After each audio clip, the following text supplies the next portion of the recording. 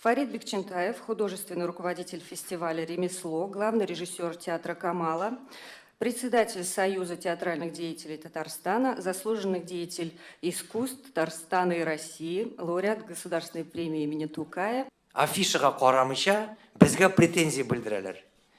Біздің бүгін зор сахнада Камал театрында бір генә тәржімә әсәр бара.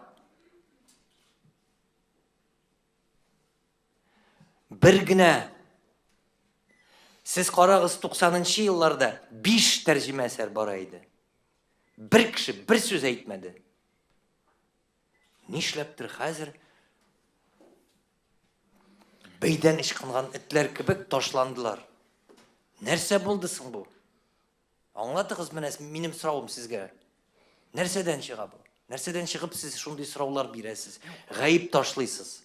Мин гаип ташламадым, Фарид. Юк, сез түгел, сезгә махсус сезгә генә түгел. Гомумән журналистикага, татар журналистикасына бигрәк тә. Нинди каян чыккан сүз шул?